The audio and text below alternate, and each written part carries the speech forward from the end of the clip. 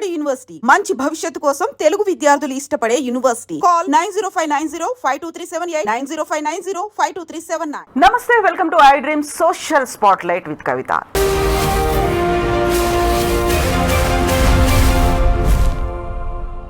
తెలంగాణలో ఒక సరికొత్త నినాదం పోరాటానికి వేదిక అయింది. మా రాజ్యం, మా హక్కుల కోసం పోరాటం, మాకే అధికారం కావాలి అనేటువంటి నినాదంతో ఒక వేదిక తయారైంది. కొండపైకి బండిని లాగే వారికి స్వాగతం అంటూ ఒక జేఏసీని ఏర్పాటు చేసినటువంటి ధర్మ సమాజ్ పార్టీ వ్యవస్థాపకులు డాక్టర్ విశారదన్ మహారాజ్ మనతో పాటుగా ఉన్నారు. విశారదన్ గారు నమస్కారం. సో మీరు తీసుకొచ్చినటువంటి ఈ నినాదం ఉంది, కొండపైకి బండిని లాగే వారికి స్వాగతం. ఎక్కడుంది కొండ? ఎవరు లాగాలంటారు మీరు? అంటే మా ప్రజల యుద్ధం ఎప్పుడైనా సాఫీగా రహదారిలో సాగే ఉద్యమం కాదు మేడం. కొండపైకి బండిని లాగడం, మధ్యలో వదిలిపెడితే అవుట్. పైకి పోవడానికి కొండ మీదకి ప్రయాణం ఎట్లా ఉంటుందో మీకు తెలుసు. మాలాంటి బీసీ ఎస్సీ ఎస్టీ వేల సంవత్సరాల పేదరికంలో సామాజిక ఆర్థిక అణిచివేత గురైన ప్రజల్ని, బానిసల్ని నేను లాక్కుపోవడం అంటే కొండ మీదకి లాక్కుపోవడం. ఎంత దూరంలో, ఎంత ఎత్తునుంది అది? సుదూర తీరంలో నాకు రాజ్యం అనే ఒక దీపస్తంభం కనిపిస్తూ ఉంది. ఆ నడీ సముద్రంలో నా నౌకలో 3 కోట్ల మంది బీసీ ఎస్సీ ఎస్టీ ప్రజల్ని ఎక్కించుకొని ఆ దీపస్తంభం, రాజ్యం అనే దీపస్తంభం దగ్గరికి తీసుకుపోతున్నాను. అవతల దేదీప్యమానంగా వెలుగుతున్న సామ్రాట్ అశోక చక్రవర్తి రాజ్యం ఉంది. ఆ రాజ్యాన్ని రివైవ్ చేయాలి తెలంగాణలో. బీసీ ఎస్సీ ఎస్టీ పీపుల్ ఎవరైతే ప్రజలు ఉన్నారో, దాదాపు లాస్ట్ 2300 ఇయర్స్ నుంచి తెలంగాణలో భూమిని, రాజ్యాన్ని, సంపదని, మానవ గౌరవాన్ని, మానవ హక్కుల్ని సర్వాన్ని కోల్పోయి మనిషిగా కూడా బ్రతకలేని ఈ దీనులకి ఒక రాజ్యాన్ని చూపించాలి. అది కూడా భారత రాజ్యాంగ ఆయుధాలతో ఇక్కడ తమకు ఒక స్వరాజ్యాన్ని, స్వశక్తిగా స్వరాజ్యాన్ని స్వధర్మంతో స్థాపించాలనే సుదీర్ఘ ప్రయాణం కొరకు కొండ మీదికి బండిని లాగగలిగే వారికే ఈ జేఏసీలోకి ఆహ్వానం అని చెప్పడం జరిగింది. ఎవరెవరు వస్తున్నారు జేఏసీలో? జేఏసీలోకి అభ్యుదయవాదులు, ప్రోగ్రెస్ వాదులు, రకరకాల వాళ్ళు. ఈ తెలంగాణలో వాస్తవానికి తెలంగాణ ప్రజలకి ధ్రువం లేదు మేడం. యాక్చువల్ ధ్రువం అంటే ఒక దారి, దిక్కు, ధ్రువము, డైరెక్షన్ లేనటువంటి పరిస్థితి. ఎందుకంటే ఇక్కడ అన్ని ఉద్యమాలు కూడా మా ఎమోషన్స్ని రా మెటీరియల్గా వాడుకొని వాళ్ళకు కావలసిన విధంగా ఈ ప్రజలను వాడుకున్నారు. అది కమ్యూనిస్ట్ పార్టీ కావచ్చు, తెలంగాణ ఉద్యమం కావచ్చు, సాయుధ పోరాటం కావచ్చు, అనేక ఉద్యమాలకి మేము మూల పెట్టుబడి అయిపోయినాం. అవి మా ఎమోషన్స్ తోటి వచ్చిన సమస్య. రాక్ ప్రాబ్లమా, సాయిల్ ప్రాబ్లమా ఏంటో తెలియదు. కానీ వాళ్ళు ఏమంటారంటే అవతల పార్టీ ప్రజలు, అవతల అగ్రవర్ణ ప్రజలు, ఈ ప్రజలు చాలా మంచి మనుషులు అంటారు. మంచి మనుషులు అంటే అర్థం ఏంటి? మీకు బానిసలుగా ఉన్నామని మంచి మనుషులమా? మంచి ఏంటో మాకు తెలియదు. కానీ ఇప్పుడు మా ప్రజలకి స్వధర్మం అవసరం. అదే మీరు ఇందులో పెట్టింది, మనమంతా పరధర్మం నుండి స్వధర్మంలోకి పయనమవుదాము అనేది. తెలీదా మనం ఏ ధర్మంలో ఉన్నాము? పరధర్మం, మన ధర్మం. మాకు భారత రాజ్యాంగం ద్వారానే మేము లిబరేట్ అయ్యామన్న సంగతి కూడా మాకు తెలియదు. భారత రాజ్యాంగం మమ్మల్ని లిబరేట్ చేసింది ఫస్ట్. ఇండియాలో, తెలంగాణలో, ఈ రాష్ట్రంలో మమ్మల్ని లిబరేట్ చేసిన ఏకైక ఒకే ఒక వేదిక అది ఇండియన్ కాన్స్టిట్యూషన్. దాని వల్లనే మీరు లిబరేట్ అయ్యారు అన్నది ఒక్క మాట ఎవరు చెప్పలేదేంటి మేడం? ఈవెన్ ఉమెన్ రైట్ విషయంలో, ఓటు విషయంలో, ఎడ్యుకేషన్ విషయంలో, ఎంప్లాయ్మెంట్ విషయంలో, హ్యూమన్ రైట్స్ విషయంలో అసలు రాజ్యాంగమే మిమ్మల్ని మనుషులుగా మార్చిందని సింగిల్ పార్టీ, సింగిల్ మూమెంట్, ఒక రాజకీయ వేదిక, ఒక ఉద్యమం, ఒక కమ్యూనిస్ట్ పార్టీ, ఒక పోరాటం ఎవడు చెప్పలే. మమ్మల్ని మేము తవ్వుకొని తీసి చూస్తే, భూగర్భంలో మా చరిత్రను బయటికి తీసి చూస్తే, ఓహో మా విముక్తి జరిగింది దీని ద్వారానా అని జ్యోతిరావు ఫూలేని మేమే ఎత్తుకున్నాం, అంబేద్కర్ని మేమే ఎత్తుకున్నాం, కాంశీరామ్ని మేమే ఎత్తుకున్నాం. మాకెవరూ తీసుకురాలేదు కదా. అందుకోసం మేము అంటున్నది ఏంటంటే, మా మైండ్ సెట్ని, మా స్వభావాలని వాళ్ళు పూర్తిగా వాళ్ళ ఆధీనంలో వశీకరణ చేసుకొని, వాళ్ళ ఆధీనంలో పెట్టుకొని మాకు స్వధర్మం ఏంటో తెలియకుండా చేశారు. స్వధర్మం తెలిస్తే మా లైట్ హౌస్ దగ్గరికి మేము పోతాం. మేము పోతే 93% వెళ్ళిపోతే వాళ్ళు చనిపోతారు రాజకీయంగా. కాబట్టి మాకు స్వధర్మం రానియకుండా చేశారని అందులో ఆ మాట వాడింది. ఇక్కడ విశారదన్ గారు కావాల్సినటువంటి క్లారిటీ, Yes. 3 కోట్ల మంది అంటున్నారు, 93% అంటున్నారు. Exactly. ఆ 7% మందిలో 93% మంది ఇంతకాలం ఉన్నారా? ఒక ఐక్యత అనేది మిస్ అయింది. మాకు మేము తవ్వి తీసుకున్నామనే ఒక Yes, మాట yes, ఉంది కదా. yes, yes. కాకుంటే 93% మంది నెంబర్ చాలా ఎక్కువ. 7% ఎక్కడండి అసలు? ఎందుకని అక్కడ ఇంత బలమైనటువంటి శక్తుల చేతుల్లో ఉండిపోయాము, బానిసలము అన్నారు మీ Yes, మాట. బానిసలము. ఎందుకని ఏకం కాలేదు మరి? అంటే ఎగ్జాక్ట్లీ మేడం, ఇప్పుడు మేము ఏకం కాకుండా ఉండడమే కదా వాళ్ళకి కావాల్సింది. అప్పర్ కాస్ట్ యొక్క పని ఏంటంటే ప్రజల్ని అయోమయానికి గురి చేయడము.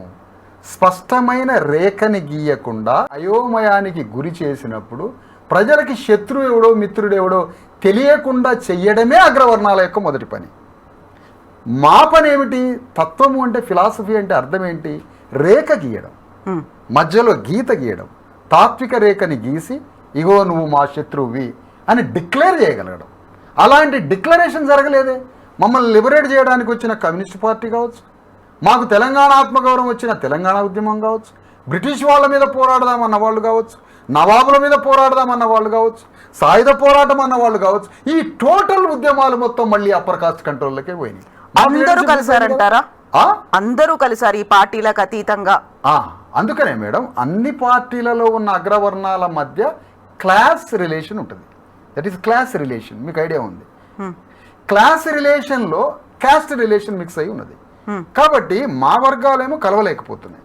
అందుకని మేము ప్రాథమికంగా చేసిన పని ఏంటంటే ఈ మధ్య కాలంలో తెలంగాణ స్టేట్ ఫామ్ అయింది మేడం. అది జాగ్రఫికల్గా ఏదో డిమార్క్ చేశారు, వచ్చింది.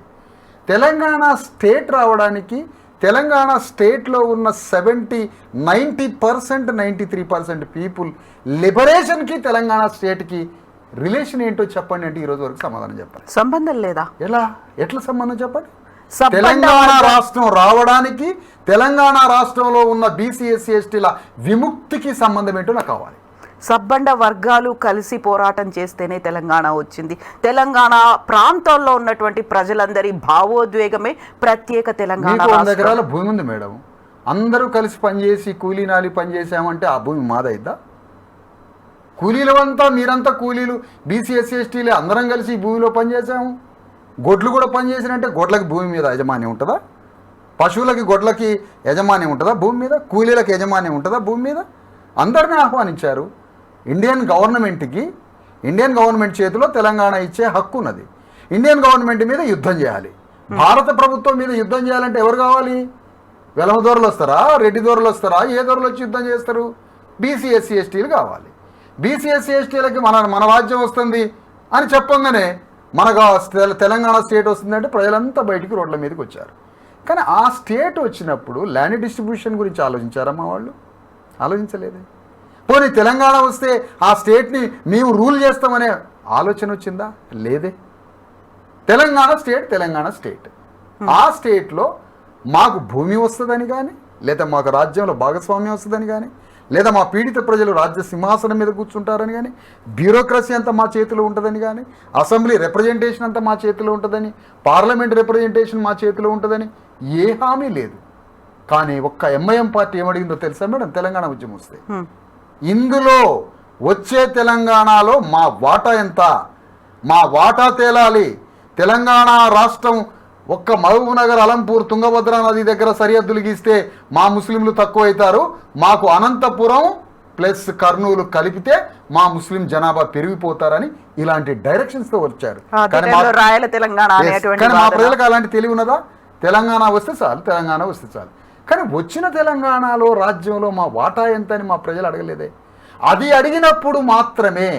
అందుకనే సాంస్కృతిక వారసత్వం అని ఒకటి ఉంటుంది మేడం, మీకు తెలుసు. అది యాన్సిస్టర్స్ లెగసీ అనేది ఎప్పుడైతే మనకి తెలుస్తుందో అప్పుడు ఆ వ్యక్తికి మాత్రమే దారి తెలుస్తుంది. మొదటి స్వాతంత్రోద్యమం వచ్చినప్పుడు మహాత్మా జ్యోతిరావు ఫూలే ఈ స్వాతంత్రంలో నా ప్రజల వాటా ఎంత అని అడిగిండు 1850 ప్రాంతంలో. జ్యోతిరావు ఫూలే అడిగిన మాట. 1925 గాంధీ ఉద్యమం మొదలుపెట్టినాక డాక్టర్ అంబేద్కర్ భారత స్వాతంత్రం వస్తే ఈ స్వాతంత్ర్యంలో నా ప్రజల వాటా ఎంత అని అంబేద్కర్ అడిగిండు. కానీ తెలంగాణలో మా ప్రజలు తెలంగాణ వస్తే తెలంగాణ రాజ్యంలో మా ప్రజల వాటా ఎంత అని అడగలేకపోయాం. నాలంటూడు ఎవడో ఉస్మానియా యూనివర్సిటీ వేదికగా యుద్ధం చేయడం జరిగింది. మొత్తానికి తెలంగాణ స్టేట్ ఫామ్ అయింది. తెలంగాణ స్టేట్ ఫామ్ అయ్యే టైంలో డిబేట్స్ ఏం జరిగినాయి, ఎన్ని టీఎంసీల నీళ్లు అనే మాట మాట్లాడారు. నీళ్లు, నిధులు, నియామకాలు ఇదంతా తెలంగాణ ప్రాంతానికి, అందులో ఇలా పర్టికులర్ గా సెక్షన్స్ వైజ్ గా మీరు చెప్పినట్టుగా క్లాసుల వైజ్ గా విభజించి చూడాల్సిన అవసరం ఉండే, అది పట్టించుకోలేదు. కాకుండా ఓవరాల్ ప్రాంతం గురించి ఆలోచించారు కదా. మేడం కవిత గారు, నేను మిమ్మల్ని ఒకటి అడుగుతున్నాను, అసలు టీఎంసీ నీళ్లు మాకు డిస్ట్రిబ్యూట్ కావాలంటే మాకు ల్యాండ్ ఉందా మేడం? మాకు ల్యాండే లేనప్పుడు ఆ టీఎంసీల డిస్ట్రిబ్యూషన్ మాకు ఎక్కడి నుంచి వస్తాయి మేడం నీళ్లు? నాగార్జున సాగర్ కట్టింది మేము, కానీ కట్టినోడికి భూమి లేదు. నాగార్జున సాగర్ కట్టిన వాళ్ళకి భూమి లేదు, నిజాం సాగర్ కట్టిన వాళ్ళకి భూమి లేదు, తెలంగాణలో ప్రాజెక్టులని రక్తమాంసాలతో కట్టిన వాళ్ళకి భూమి లేదు, కానీ ఆ నీళ్లు భూస్వాముల భూమిలో పారుతున్నాయి. ఆ టీఎంసీ నీళ్లు కాదు మేడం మేము కోరుకుంటున్నది, తెలంగాణలో మా కన్నీరు ఎన్ని టీఎంసీలు ఉన్నాయని అడుగుతున్నా. 2000 సంవత్సరాల నుంచి పడుతున్న మా బానిస సమాజం పడుతున్న దుఃఖానికి వచ్చిన కన్నీళ్లు ఎన్ని టీఎంసీలు, ఈ భూస్వాముల చేతుల్లో దోపిడీకి గురై రక్తపాతం జరిగి మా మరణాల ద్వారా బయటికి వచ్చిన నెత్తురు ఎన్ని టీఎంసీలు అడుగుతున్నా. అది మా క్వశ్చన్. అందుకనే తెలంగాణ రావడం అంటే మా స్వాభిమానము, మా ఆత్మగౌరవం చెప్పేది ఏమిటంటే, తెలంగాణలో మా తాతలు, మా గ్రాండ్ ఫాదర్సు ప్రతి ఒక్కళ్ళు బానిసలే. మా తాత బానిస, మా ముత్తాత బానిస, ఫ్యూడల్స్ దగ్గర మేము బానిసలం. అట్లా బీసీలు, ఎస్సీలు, ఎస్టీలు అందరూ రెడ్ల దగ్గర, రావుల దగ్గర, పటేళ్ల దగ్గర, కరణాల దగ్గర భూస్వాములుగా ఒక్క 10 బస్తాల వడ్ల కోసం భూస్వామికి ఇచ్చేశారు మా బిడ్డలు. అక్కడ పని చేయకపోతే కొడితే మళ్ళీ తండ్రి దగ్గరకు వస్తే తండ్రి తీసుకుపోయి మళ్ళీ భూస్వామి ఇంట్లో పెట్టాడు. ఇట్లా ప్రతి ఇంట్లో ఒక వెట్టి చాకిరితో బిడ్డలు భూస్వాములు. అసలు తెలంగాణ భూస్వామ్య వ్యవస్థే ఒక బానిసల్ని కనే గర్భసంచి. అది బానిసల్ని కనేటువంటి గర్భసంచి Telangana upper caste feudal system. ఆ సిస్టమే మళ్ళీ 1947, ఆ తర్వాత మళ్ళీ మనకు అందరి తర్వాత స్వాతంత్రం రావడం, ఆ తర్వాత మళ్ళీ కాంగ్రెస్ రాజకీయాలకి ఈ ఫ్యూడల్ సెంటర్ కావడం, మళ్ళీ ఇదే ఫ్యూడల్స్ మధ్యతరగతి ఫ్యూడల్స్ మళ్ళీ కమ్యూనిస్ట్ పార్టీలోకి, మళ్ళీ అదే ఫ్యూడల్స్ మళ్ళీ బీఆర్ఎస్లోకి, అదే ఫ్యూడల్స్ బీజేపీలోకి, ఇట్లా పోయి మళ్ళీ ఇదే ఫ్యూడల్స్ రాజ్యాన్ని పరిపాలిస్తున్నాయి. కేసీఆర్ నేను ధోరణి అన్నాడు, ఓకే. రేవంత్ రెడ్డి నేను పటేల్, మా తండ్రి పటేల్, మా తాత పటేల్, మా ముత్తాత పటేల్ అని ఆయన పద్యం పాడుతున్నాడు. అంటే పటేల్ చేతిలోకి పవర్, దొర చేతిలోకి పవర్. మరి తెలంగాణలో అసంఖ్యాకంగా ఉన్న 3.5 కోట్ల మంది బీసీ, ఎస్సీ, ఎస్టీలు బట్టనేసే పద్మశాలి రాజ్య సింహాసనం మీద కూర్చోవద్దా? తాడి చెట్టు ఎక్కే గౌండ్లు ఆయన 2 కత్తులు పొయ్యిలో పెట్టి కాలిస్తే ఈప్ మీద పెడితే ఎట్లుంటుంది మేడం? రోజు అంటించుకుంటే గౌండ్లు ఆయన ఒళ్ళు అట్లుంటుంది వెనక. ఆయన సింహాసనం మీద కూర్చోవద్దా? చెప్పులు కుట్టిన చేతులు మాదిగలు రాజ్యాన్ని పరిపాలించవద్దా? ఎవరు పరిపాలించాలి తెలంగాణ సింహాసనాన్ని? ఒక ముదిరాజు రాజ్యాన్ని పరిపాలించవద్దా? అత్యధిక జనాభా ఉన్న మాదిగలు, ముదిరాజులు, గౌడులు యాదవ రాజ్యాన్ని ఒకప్పుడు వినుకొండ నుంచి నల్గొండ వరకు, నల్గొండ నుంచి కరీంనగర్ వరకు 700 ఏళ్ల క్రితం, 800 ఏళ్ల క్రితం యాదవ రాజ్యం ఉన్నదే. యాదవుడు రాజ్యాన్ని పరిపాలించవద్దా? ఎవరిని మీరు ఎక్కడ పరిపాలించాలి? మేము బ్రతుకంతా బానిస వ్యవస్థ, ఇప్పుడు ఓట్ల బానిసలం. ఆనాడు ఆ బానిసత్వం, ఈనాడు ఓట్ల బానిసత్వం. రాజ్యాన్ని వెళ్ళేటువంటి ఆత్మగౌరవం మాకు వద్దా? అంబేద్కర్ డిస్క్రైబ్ చేసింది అదేనా? రాజ్యాంగం ద్వారా చెప్పింది ఏంటి? మెజారిటీ ప్రజలైన 90% బీసీ, ఎస్సీ, ఎస్టీలు మీ ఓటు వినియోగించుకొని ఓటు ఖడ్గంతో యుద్ధం చేసి ఈ రాజ్యాన్ని, పార్లమెంటుని పట్టుకోండి, మీ విధిరాతను మార్చుకోవడానికి విధాన సభలోకి పొమ్మని చెప్పాడే. అది కదా పోరాటం. ఇలాంటి ప్రజల్ని మీ పరధర్మంలో పెట్టి, మీ మాయమాటల్లో పెట్టి, మా దేదీప్యమానంగా కనిపిస్తున్న భారత రాజ్యాంగం చెప్తున్న మోడల్ గవర్నమెంట్ని మాకు చూపించకుండా మీరు మందు పోసి, ఓట్లు కొనుగోలు చేసి, మాంసం చికెన్లు పంచి, మా కొంపల తగాదాలు పెట్టి, మా మీద పొలిటికల్ దాడులు చేసి, మొత్తం అతి భయంకరమైనటువంటి రక్త చరిత్రని గ్రామాల్లో సృష్టించి, ఆ అమాయకులైన మా ప్రజలు ఎవరైనా చస్తే ఒక కింటా బియ్యం వేయటం, చావకుండా ఉండడం ఎట్లా అసలు? అయితే ఇప్పుడు మీరు చెప్పినట్టుగా 93% ఇన్ని దశాబ్దాలుగా అవుతున్నప్పుడు మమ్మల్ని బానిసలుగా ట్రీట్ చేస్తున్నారు, ఇప్పటికీ మేము ఎదగలేకపోతున్నాము, మాకు రాజ్యాధికారం రాలేదు అనేటువంటి భావన, మీరు చెప్పినట్టుగా ఒక ఉద్యమం, ఒక తెగింపు అనేది ఎందువల్ల రాలేదు? 93% ప్రజలు ఎందుకని ఏకం కాలేకపోయారు? లోపం అనేది ఎక్కడుంది అనుకుంటున్నారు? చూడండి మేడం, ఒక మాట చెప్తున్నాను చాలా క్లియర్గా. ఇప్పుడు మనకి శ్రీశ్రీ ఇక్కడ ఆదర్శంగా చాలామంది చెప్పారు. మీ ప్రాంతంలో ఉన్న దాశరథి గారు కూడా చాలా పెద్ద ఆదర్శం అని చెప్తున్నారు. విప్లవ కవి అంటున్నారు దాశరథి, శ్రీశ్రీ విప్లవ కవి అంటున్నారు. వీళ్ళిద్దరు మెడ్రాస్లో ఉన్నారు. వీళ్ళిద్దరూ అక్కడ అణగారిన వర్గాల కోసం ఒక మహోద్యమం ప్రపంచంలోనే జరిపిన పెరియార్ రామస్వామి నాయకత్వంలో ద్రావిడ ఉద్యమం, అన్నాదురై, కరుణానిధి లాంటి యమాహిమీలు జరిపినటువంటి ఆ ఉద్యమం దాశరథి కళ్ళ ముందు, శ్రీశ్రీ కళ్ళ ముందు, సినారే కళ్ళ ముందు జరిగిందే. అంటే సినారే తర్వాత వచ్చాడు. అలాంటి ఉద్యమాన్ని తెలంగాణలో ఎందుకు పరిచయం చేయించలేదు దాశరథి గారు? అలాంటి ఉద్యమంలో ఎందుకు పాల్గొనలేదు శ్రీశ్రీ గారు? అలాంటి ఉద్యమంలో అనేక మంది పాల్గొనలేదు. కారణం ఏంటి అంటే బ్రాహ్మణీయ అగ్రకుల ఆధిపత్యం మీద కింద అణగారిన వర్గాలు తమ మానవ హక్కుల కోసం, తమ విద్య కోసం, తమ రాజకీయ ప్రాతినిధ్యం కోసం తమిళనాడులో బీసీలు, ఎస్సీలు, ఎస్టీలు ఒక యుద్ధం చేస్తుంటే ఆ ఉద్యమాన్ని కళ్ళ ముందు చూసిన దాశరథి, కళ్ళ ముందు చూసిన శ్రీశ్రీ ఆ ఉద్యమాన్ని ఇక్కడికి పరిచయం చేయలేదు. అంటే అక్కడ మాకు డిస్కనెక్ట్ అయింది. మహారాష్ట్రలో ఇక్కడ ఉద్యమ నాయకులంతా, అగ్రవర్ణాలంతా మహారాష్ట్రలో పివి నరసింహరావు, రామ్టెక్ ఆ ప్రాంతంలో చదువుకున్నాడు, ఆ ప్రాంతంలో పోయి వచ్చినాడు కదా. మరి మహారాష్ట్రలో జరిగినటువంటి అంబేద్కర్ ఫూలే ఉద్యమాన్ని ఇక్కడ ఎందుకు పరిచయం చేయలేదు? అక్కడ దాకెందుకు మేడం? కోదండరామిరెడ్డి తెలుసుగా, కోదండరాం అనొద్దు ఆయన గారిని, ముద్దసాని కోదండరామిరెడ్డి తెలంగాణ రాష్ట్ర జేఏసీకి ఆయన అధ్యక్షుడు, చైర్మన్. ఒకటే సింగిల్ మాట, తెలంగాణలో కాన్షీరామ్ గారు వచ్చారు, బీసీ ఎస్సీ ఎస్టీలకి రాజ్యాధికారం అన్నాడు.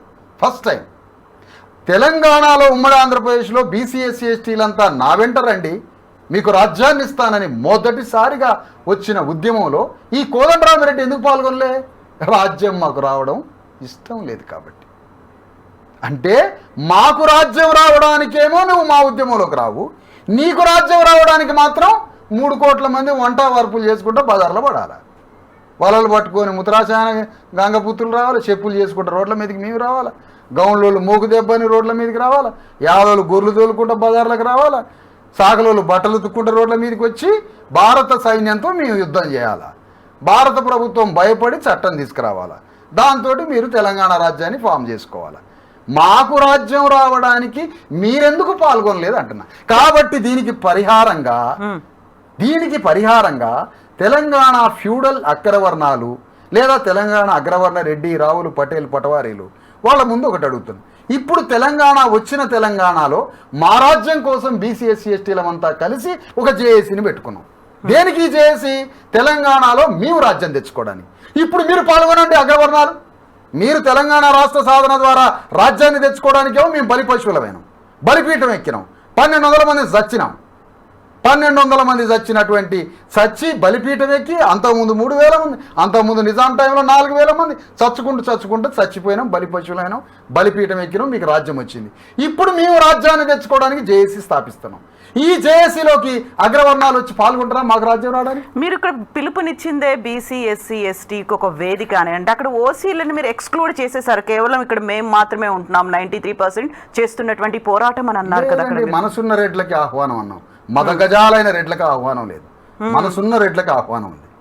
మనసున్న రెడ్లు ఇందులోకి రమ్మంటున్నాం. ఎంతమంది స్పందించారు? ఒక్కరు స్పందించలే, 2 ఫోన్లు చేసారు. ఇక చేస్తారేమో చూడాలా. మనసున్న రెడ్లను కూడా మేము కలుపుకుపోతాం. అగ్రవర్ణ ప్రజాస్వామ్యవాదులు ఉంటారు 1-2, మా దాంట్లో దళారులు ఎట్లుంటారో, మా దాంట్లో దళారులు, బ్లాక్ మెయిలర్లు, దొంగలు ఎట్లుంటారో అగ్రవర్ణాల్లో మనసున్న వాళ్ళు ఉంటారు. పాపం ఈ మనసున్నోడితో వచ్చిన సావేందంటే మాతో కలవాలంటే మళ్ళీ అగ్రవర్ణం వాడు ఏడ పెళ్లి కార్డు ఇయ్యడో, వాళ్ళ వర్గాలలో ఏడ తిప్పడం మమ్మల్ని అని అక్కడ భయపడుతుంటారు. అందుకే మనసున్న రెడ్లని, మనసున్న వెలమదొరలని ఆడాడ మేము కూడా తీసుకొని వాళ్ళని కూడా ఇందులోకి ఆహ్వానిస్తాం, కలుపుకపోతాం. విషయం ఏంటంటే పెద్ద పెద్ద అగ్రవర్ణాల దొరలు, రెడ్లు, రావుల దగ్గర అగ్రవర్ణ పేదలకు న్యాయం జరగదు, మాతో ఉంటే న్యాయం జరిగింది వాస్తవంగా చెప్పాలండి. కానీ మీ క్యాస్ట్ సిస్టమ్ ఏదైతే ఉందో, ప్రీ ఆక్యుపైడ్ బ్రెయిన్ వాల్యూస్ వాళ్ళ దగ్గరికే పోతుంటారు. కాబట్టి వాళ్ళు మా దగ్గరకు వస్తే విలువ, మా పెళ్ళిళ్ళకి వస్తే చచ్చే గౌరవం ఇస్తాం వాళ్ళకి. ఇప్పుడు అగ్రవర్ణాలు ఎవరైనా పేద అగ్రవర్ణోడు మా పెళ్ళిళ్ళకి వస్తే అసలు పెళ్లి కొడుకే పీటల మీద నుంచి పోయి ఉరికిపోయి ఎగిరి తీసుకొని వస్తాడు. కానీ అగ్రవర్ణాలలో బాగా 100 కోట్లు 1000 ఎకరాలు ఉన్న వాళ్ళ కులానికి సంబంధించిన పెళ్ళిళ్ళకి వీళ్ళని బొమ్మని ఎవడన్నా లెక్క చేస్తారా? వీళ్ళని వాళ్ళ లెక్క చేయరు. అంటే ఒక గౌరవం మా దగ్గరే ఉంటుంది. కాబట్టి పేద అగ్రవర్ణ ప్రజాస్వామ్యవాదులు, ఇంకా చెప్పాలంటే మనసున్న రెడ్లో, మనసున్న వెలమదొరలో, మనసున్న అగ్రవర్ణాలు మాతో కలిసి పోరాడతాం. అందుకని నేనేమన్నానంటే ఇప్పుడు మా రాజ్యం కోసం జరుగుతున్న పోరాటం ఇది. రాజ్యం ఏంటి? యాక్చువల్ గా మీరు ఇంత ముందు కూడా అన్నారు Define తెలంగాణ చేయమంటారా? రాష్ట్రం కాదనట్లేదు, మీరు Yes, yes, Telangana yes, yes, రాజ్యమే అంటున్నారు. రాష్ట్రం కాదా ఇది? ఎగ్జాక్ట్లీ మేడం, ఇది పదాలతోటే ఒక ప్రపంచాన్ని ధ్వంసం చేయొచ్చు పదాలతోటి. ఏంటి తెలంగాణ స్టేట్, తెలంగాణ రాష్ట్రము, తెలంగాణ రాష్ట్రం అన్నారు. తెలంగాణ రాష్ట్రమే అని అంటున్నారు తప్ప తెలంగాణ రాజ్యం అనలే. యాక్చువల్గా తెలంగాణ రాష్ట్రము డిమార్క్ చేసి ఫామ్ చేస్తే వచ్చేది తెలంగాణ రాజ్యం. తెలంగాణ అంటే ఉమ్మడి ఆంధ్రప్రదేశ్ని నరికి చట్టం చేస్తే ఏర్పడేది రాజ్యము. కానీ తెలంగాణ రాజ్యము అనలే కోదండరామిరెడ్డి, తెలంగాణ రాజ్యం వస్తుంది అనలే కేసీఆర్, తెలంగాణ రాజ్యం వస్తుంది అనలే బీజేపీ రెడ్లు. ఎందుకనలే? రాజ్యము అంటే మేము అడుగుతాం కదా ఈ రాజ్యం ఎవరికి అని. కాకపోతే ఇప్పుడు మన భారతదేశంలో ఉన్నవన్నీ రాష్ట్రాలే కదా, రాజ్యాలు లేవు కదా, అన్ని విలీనమైపోయాయి కదా దేశంలో. తెలంగాణ రాష్ట్రము అంటే తెలంగాణ రాజ్యమే, అది గవర్నమెంట్ కదా. తెలంగాణ గవర్నమెంట్ అంటే ఏంటి? స్టేట్ కాదు కదా. గవర్నమెంట్ అంటే రాజ్యము, రాజ్యము తెలంగాణ రాజ్యము. తెలంగాణ రాజ్యం అనే పదం పలకలేదు. పలికితే ఈ రాజ్యం ఎవరికైనా అడుగుతాం. తెలంగాణ రాష్ట్రం మనందరం పాల్గొనాలి. అందుకని ఇక్కడ మేము కోరేది అంటే ఓకే జరిగిపోయింది. ఇంతకాలం చేసినటువంటి మీ వేదన, ఇంతకాలం చేసినటువంటి రోదన, వీటన్నింటికి విముక్తి వచ్చిన తెలంగాణకి వదిలిపెట్టండి అయ్యా. మీకేం పని అయ్యా ఇక తెలంగాణలో? 93%, 90% అన్నారు. 90% బీసీ ఎస్సీ ఎస్టీలు ఉన్నారు. ఇక వదిలిపెట్టరాదండి ఇక మాకు. మా రాజ్యాన్ని మేము తెచ్చుకుంటాం. మీరు ఉండేదే అమెరికాలో, యూరోప్, లండన్లో. మీరు ఏదో ఇక్కడికి ట్రిప్కి వస్తారు, రాజకీయాల కోసమో, వ్యాపారం కోసమో, చుట్టాలకి పెళ్లిళ్ళ కోసమో వచ్చిపోతుంటారు. మీరు ఇప్పుడు వాళ్ళ పాలకుర్తిలో ఒక ఎమ్మెల్యే ఉంది, తను ఉండేది ఎక్కడ? అసలు వాళ్ళకి అర్థం కావట్లే. అమెరికాలో వీళ్ళు ఇండియాలో ఉంటారా, మా దగ్గర ఉంటారా? వీళ్ళు ఇండియా పోయి ఎమ్మెల్యేలు ఎట్లయితారని వాళ్ళకి వండర్గా ఉందాడ. ఎందుకంటే 24 గంటలు ఆడ కనిపిస్తారు కదా కాలనీలా. వాళ్ళకి ఆశ్చర్యంగా ఉంది, వీళ్ళు ఇండియాలో ఎమ్మెల్యేలు ఎంపీలు ఏంటి ఇక్కడ ఉంటారు ఏంది? వాళ్ళకి వండరు. పాలకుర్తి ఎమ్మెల్యే ఉండేది ఎక్కడ? ఆమె ఓట్లేసింది ఎవరు? ఆమెకి ఏ రూపంలో మా ప్రజల్ని బానిసలుగా మార్చుకున్నారు? మీకేం పని రాజకీయాలతో? 100,000 కోట్ల అధిపతులైనటువంటి ఫ్యూడల్స్ లెగసీ ఏదైతే ఉందో, మళ్ళీ డెమోక్రసీ వచ్చి, కాన్స్టిట్యూషన్ వచ్చి, ఓట్లున్నోళ్లే రాజ్యాన్ని ఏలాలనేటువంటి ఇంత పెద్ద ప్రజాస్వామ్య స్ఫూర్తితో రాజ్యాంగం వచ్చి ఇంత ట్రాన్స్ఫార్మ్ అయితంటే, బయట ఫ్యూడల్స్ గీడల్స్, రోమన్స్ గీమన్స్, ఇటలీ, అమెరికా అన్నీ మారి డెమోక్రసీ వచ్చి అక్కడ అంత కింద అట్టడుగు వర్గాలంతా డెమోక్రటైజ్ అయ్యారుగా, ఎకనామికల్గా, పొలిటికల్గా, కల్చరల్గా, సోషల్గా అంతా అయ్యి.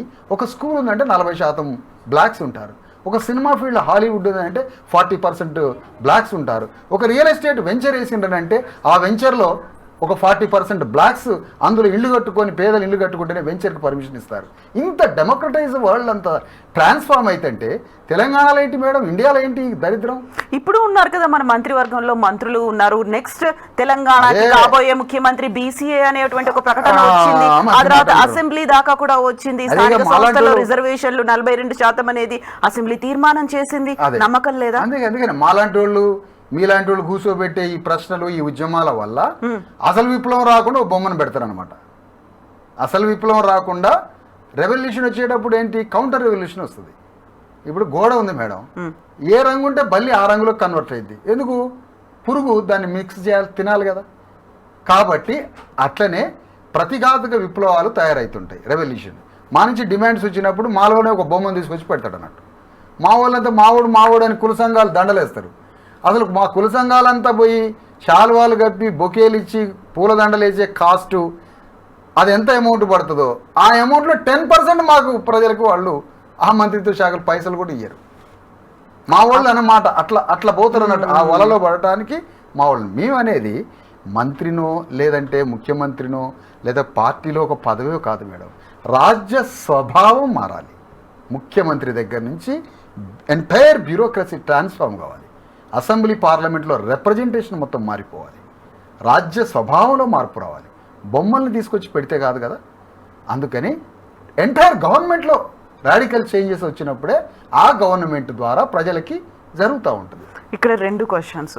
ఒక బొమ్మను తీసుకొచ్చి కూర్చోబెడతారు, వాళ్ళకి కొంతమంది చప్పట్లు కొడతారు, కొంతమంది సహకరిస్తారు అనుకున్నప్పుడు మీరు చెప్పినటువంటి 93%లో ఒక ఏకీకరణ అనేది లేదు, మేమంతా ఒకటే అనేటువంటి భావన, ఒకదాని కోసం పోరాడాలి అనేది అక్కడ కనిపించట్లేదు. లేకుంటే అందరం మేము ఒకే దాంట్లో మార్గంలో పయనిస్తున్నాం, మీరు చెప్పినట్టుగా ఒక పాత్ అందులో ఉన్నాము, మనం అంతా ఏకమవ్వాలి అనేటువంటి భావన అక్కడ కనిపించట్లేదు. ఎట్ ద సేమ్ టైం రాజ్యము అన్నారు మీరు, అంటే అక్కడ వేర్పాటువాదమా రాడికల్ గా రావాలి అన్నారు, ఎలా అది? రాడికల్ మీన్స్ మౌలికమైన మార్పు అంటారు. రాజ్యము అంటే ప్రభుత్వము అని అర్థం, రాజనీతి అంటారు, భారత రాజ్యాంగము అని అంటారు, అంటే రాజ్యము అంటే స్టేట్ అని అర్థం. అందుకే నేనేమన్నా అంటే రాజ్యము అనేది మా ప్రజలకి రాజ్యం రావడము అని అంటే మా ప్రజలు గవర్నమెంట్ ఫామ్ చేయాలి అంటున్నా, మా ప్రజలే గవర్నమెంట్ ఫామ్ చేయాలి. ఎందుకంటే అసంఖ్యాకమైనటువంటి ఓట్లు మాయి కదా, బీసీ ఎస్సీ ఎస్టీల ఓట్లు 93%. మొన్న కులగణన ద్వారా కూడా లెక్క తేలిపోయింది. అంత పెద్ద అసంఖ్యాక జనం ఉన్న తర్వాత సరే రాహుల్ గాంధీ కాన్షీరామ్ సూత్రాన్ని ఎంచుకున్నాడు, లేదా భారత రాజ్యాంగం ఉన్న ఆ డెమోక్రసీ స్పిరిట్ యూరోప్ దేశాల్లో జనగణన అంటారు, దాన్ని ఇండియా కన్వర్సిస్తే కులగణన చేయాలి యాక్చువల్గా, ఎందుకంటే ఇక్కడ కులాలు ఉన్నాయి కాబట్టి. మరి కులగణన చేసి వెల్త్ డిస్ట్రిబ్యూట్ చేస్తా అంటాడు రాహుల్ గాంధీ. మరి ఇది యుగానికి జోకో లేకపోతే ఈ జన్మకు జోకో నాకు అర్థం కావట్లేదు. ఎవరు వెల్త్ డిస్ట్రిబ్యూట్ చేస్తారట? టాటా బిర్లాల దగ్గర నుంచి, అంబానీ ఆస్తుల దగ్గర నుంచి, ఇక్కడ ఉన్న సుబ్బిరామిరెడ్డి ఆస్తుల వరకు డిస్ట్రిబ్యూట్ చేస్తానంటాడు రాహుల్ గాంధీ, కాంగ్రెస్ పార్టీ వాళ్ళ దగ్గర ఉన్న ఆస్తులన్నీ. అంటే ఈ వెల్త్ డిస్ట్రిబ్యూషను జరగాలి, పొలిటికల్ పవర్ని డిస్ట్రిబ్యూట్ చేయాలంటాడు. మరి పొలిటికల్ పవర్ డిస్ట్రిబ్యూట్ చేయాలంటే నేను ఒకటే సింగిల్ మాట్లాడుతున్నా, తెలంగాణలో లెక్క తేలింది, ఎక్కడైనా పంచాయతీలు ఎట్లుంటే లెక్క తప్పింది అనే మాట కూడా ఉంది కదా, లెక్క కొద్దిగా తప్పింది అనుకుందాం, కానీ మెజారిటీగా అయితే 85% బీసీ ఎస్సీ ఎస్టీ, మీరన్న దాంట్లో నుంచి 3% 4% తగ్గింది, కానీ మెజారిటీగా తేలింది మాత్రం బీసీ ఎస్సీ ఎస్టీలే కదా. మరి బీసీ ఎస్సీ ఎస్టీలు లెక్క తేలినప్పుడు పంచాయతీ ఏం జరుగుతుంది మేడం? లెక్క తేలంగానే పంచాయతీ తీర్పు జరుగుతుంది. తీర్పు జరిగిందా? ఉత్తర లెక్క తేలడమేనా? నీ భూమి ఇంత ఉన్నది, లేదా నీకు రావాల్సింది ఇంత అని లెక్క చేయగానే అది డిస్ట్రిబ్యూషన్ కూడా జరగాలి కదా. డిస్ట్రిబ్యూషన్ లేని లెక్క దేనికోసము? మాయ చేయడానికా, మోసం చేయడానికా? అగ్రకులాల జనాభా 0.1% లోపు వెలబలున్నారని, 4-5% రెడ్లు ఉన్నారని మొన్న లెక్క తేలింది. మరి ఈ రాష్ట్రాన్ని పరిపాలించే వాళ్ళు 85% మంది ఉండాలా? ఈ రాష్ట్రాన్ని పరిపాలించే 5% లోపు ఉన్న రెడ్లు ఉండాలా? అంటే క్యాబినెట్ మారాలి కదా, ముఖ్యమంత్రి మారాలి కదా, వెల్త్ డిస్ట్రిబ్యూషన్ కావాలి కదా. మీ క్యాబినెట్ మారదు, ముఖ్యమంత్రి మారడు, బ్యూరోక్రసీ పదవులు మీ దగ్గరే ఉంటాయి, ల్యాండ్ మీ దగ్గరే ఉంటుంది, అంత economics, culture, society, power, representation, political representative, assembly, parliament మొత్తం మీ చేతిలోనే ఉంటుంది. దేనికి అంటున్నా? ఇక్కడే ఖచ్చితంగా మాట్లాడుకోవాల్సింది రిజర్వేషన్లకు సంబంధించి. భారత రాజ్యాంగము, కేంద్ర ప్రభుత్వం, రాష్ట్ర ప్రభుత్వాలు, ఉద్యోగాలు, చదువులు అన్నిట్లలోనూ ఇప్పుడు 42% స్థానిక సంస్థల ఎన్నికలు, ఈ రిజర్వేషన్లకు సంబంధించి కూడా ఉంది కదా. ఇప్పుడు మొత్తం మేమే ఉండాలి అనుకుంటే కంప్లీట్గా 100% మాదే. దెన్ వాట్ అబౌట్ అదర్ క్యాస్ట్లు? మీరు అన్నట్టుగా మైనారిటీలు ఉన్నారు, అగ్రవర్ణాలు ఉన్నారు, ఏం జరగాలంటారు అక్కడ మరి? Yes, exactly madam. అగ్రవర్ణాలని వాళ్ళకి మించిన ఆస్తి, వాళ్ళకి మించిన రాజకీయం, వాళ్ళకి మించిన ఆధిపత్యం ఉండబట్టి అడుగుతున్నామా? వాళ్ళ వాటా వాళ్ళు తీసుకుంటేనే అడుగుతున్నామా? ఈ మాత్రం మనం చర్చించుకోవాలిగా మేడం. భూమి ఎవరి చేతిలో ఉంది, గవర్నమెంట్ ఎవరి చేతిలో ఉంది అని అడుగుతున్నాం. ఎక్సెస్ ఉందా? మీ ప్రాతినిధ్యము, మీ ప్రజల యొక్క రిప్రజెంటేషన్ మీ సంఖ్యను బట్టి ఉన్నదా? 10% లేని అగ్రవర్ణాల దగ్గర 90% భూమి ఉంది, 10% లేని అగ్రవర్ణాల దగ్గర 90% రాజ్యం మీ చేతిలో ఉంది, 90% ఉన్న మా దగ్గర 10% భూమి లేదు. ఇంత తేడా ఉంటుందా మేడం ఎక్కడన్నా? ఏ దేశంలో ఉందా ఇక్కడ? అందుకని తెలంగాణలో, మరీ ముఖ్యంగా ఎందుకు తెలంగాణ అంటున్నామంటే, భారతదేశంలో తెలంగాణలో అత్యధిక బీసీ ఎస్సీ ఎస్టీ జనాభా ఉన్నది తెలంగాణలోనే, అత్యధికంగా. ఇట్లా ఏ స్టేట్లో లేదండి, తమిళనాడు లేదు, ఇంకొకటి లేదు, ఎక్కడ లేదు. ఇంత పెద్ద జనాభా ఉన్నారు, ఇంత అత్యధికమైన పేదరికం ఉన్నది ఇక్కడ. బీహార్ కన్నా ఘోరంగా విద్యా వ్యవస్థ ఉన్నది, బీహార్ కన్నా ఘోరంగా హాస్పిటల్స్ ఉన్నాయి, ఉపాధి లేదు ఇక్కడ, పని చేయడానికి ఉపాధి కనపడట్లేదు. ఈ తెలంగాణ పీపుల్ ఎట్లా బ్రతకాలి? ఒక హాస్పిటల్కి పోయి తన ఆరోగ్యాన్ని చూపించుకొని, తాను తన జీవితాన్ని తన కష్టపడి తన ఆరోగ్యాన్ని చూపించుకొని, తన బిడ్డల్ని బడిలో చదివించుకొని ఒక మానవ గౌరవంతో బతికే అవకాశం ఈ రాజ్యంలో మాకు లేదా అని అడుగుతున్నాం మేడం. ఒక కూలీనాలి పని చేసి రెక్కలు ముక్కలు చేసుకొని 1000 రూపాయలు ఇంటికి తెచ్చేవాడు 500 పెట్టి మందు తాగితే ఆ 500లో 100 రూపాయలు గవర్నమెంట్ తీసుకొని పరిపాలిస్తుందా మేడం? ఇంత దరిద్రపు రాజ్యం ప్రపంచంలో ఉంటుందండి. నేను కష్టపడి రక్తం చిందించిన 500 రూపాయల దగ్గర నువ్వెవడు తీసుకోవడానికి 200? నాకు మందు పోసి ఎముకల్ని ముక్కలు చేసుకొని రక్తం మరిగించి ఇంటికి తీసుకొచ్చి నా బిడ్డలకి ఇచ్చే డబ్బులల్లా పైసలల్లా నువ్వు గుంజుకొని 200 మందు కొనిచ్చి నాకు ఇస్తే మళ్ళీ నా రెక్కలు ముక్కలు లోపల కార్యంగాలి మళ్ళీ నేను గవర్నమెంట్ హాస్పిటల్లో చూపించుకుంటే అక్కడ చేస్తా, ప్రైవేట్ హాస్పిటల్కి పోతే 1.5 ఎకరం 1/4 ఎకరం కొంపో భార్య పిల్లల్ని తాకట్టు పెట్టి మళ్ళీ నేను వైద్యం చేయించుకొని బతకాలి. ఇదేనా రాజ్యం అంటే? ఇదే గవర్నమెంట్ అంటే? ఇన్నేళ్ల పాటు దశాబ్దాలుగా ఇదే అణచివేత, ఇదే బానిసలుగా మేము బతుకుతున్నాము అనుకున్నప్పుడు కొన్ని దశాబ్దాల నుంచి బీసీలకు సంబంధించి పోరాటాలు, ఎస్సీలకు సంబంధించి, ఎస్టీలకు సంబంధించి పోరాటాలు ఇవన్నీ అవుతున్నాయి కదా. సరికొత్తగా వినిపిస్తున్నటువంటి ఉద్యమాలు కావచ్చు, గలం వినిపిస్తున్నటువంటి నేతలు కావచ్చు, ఇవన్నీ ఎక్కడ పోయాయి, ఏమయ్యాయి అసలు? అంటే ఒకటి మేడం, ఇక్కడ బేసిక్ ఫండమెంటల్ ఏంటంటే మేడం 2 రకాలుగా ఉంటాయి ఉద్యమాలు. ఏంటి అంటే విత్ ఇన్ ద సిస్టంలో ఉండి లైజన్ ఆర్ అంబాసిడరింగ్ లేదా దౌత్యం చేస్తూ ఆత్మ ఉన్నోడు విత్ ఇన్ ద సిస్టంలో ఉండి నా ప్రజల సంగతి ఏందని అడుగుతాడు. కనీసం ఆత్మ ఉన్నాడు. ఈరోజు జగజీవన్ రామ్ బర్త్డే అనుకుంటా. జగజీవన్ రామ్ కొంచెం సోల్ ఉన్నది, మనిషికి సోల్ ఉన్నది. బికాజ్ ఆఫ్ కబీర్ సంత్ రవిదాస్ ద్వారా ఒక సోల్ ఫామ్ అయింది. ఆ సోల్ డిమాండ్ చేస్తుంది తన బాడీని, అరే నీ ప్రజల గురించి అడుగు, నువ్వు ఉన్నది నెహ్రూ దగ్గర కావచ్చు, నువ్వు ఉన్నది ఇందిరాగాంధీ దగ్గర కావచ్చు, కానీ నీ ప్రజల గురించి అడుగు అంటే రాజ్యాంగంలో ఉన్న హక్కులు అమలు కావడం కోసం ఆ రోజు పార్లమెంట్లో గళమెత్తి చాలా వరకు హక్కుల్ని ఆయన సాధించి పెట్టాడు. అంతవరకు బాగానే ఉంది. కానీ ఈ రోజు ఉన్నటువంటి పాలిటిక్స్లో ఉన్న బీసీ ఎస్సీ ఎస్టీ ప్రతినిధులు అలాంటి జగజీవన్ రామ్ని కానీ, తెలంగాణలో కొండా లక్ష్మణ్ బాపూజీ సోల్ గల్లవాడు, రాజ్యాన్ని తీసి అవతల పడేసిండి, ఈ రాజ్యం వద్దు, నీ రాజ్యం వద్దు, నా ప్రజల హక్కులేంది అని. టిఎన్ సదాలక్ష్మి ఉంది, ఆమె కూడా రాజ్యం నుండి తన సోల్తో ఫైట్ చేసింది. మరి ఈ కొండా లక్ష్మణ్ బాపూజీ, జగజీవన్ రామ్ ఇలాంటి వాళ్ళు ఉన్నారు. అట్లాంటి హక్కులు విత్ ఇన్ ద సిస్టంలో అడిగేటువంటి నైతిక బాధ్యత ఒక రకమైన వర్గం.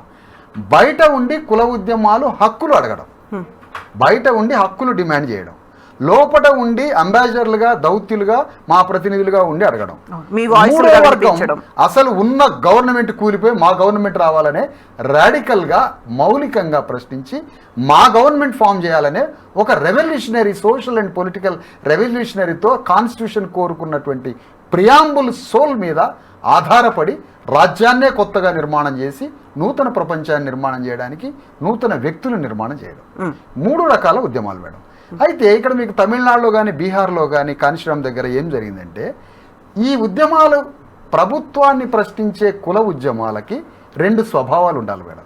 ఒకటి, తమ హక్కుల కోసం ప్రభుత్వాన్ని డిమాండ్ చేస్తూనే ద సేమ్ టైం పాలక ప్రభువులకి కృతజ్ఞులుగా మారకుండా, పాలక ప్రభువుల దగ్గర బెగ్గర్స్గా మారకుండా, పాలక ప్రభువు మన హక్కుల్ని చేయాల్సిన కర్తవ్యము హక్కు మనకున్నది, పాలక ప్రభు చేయాల్సిందే, అది రాజ్యాంగం కల్పించబడ్డ హక్కు.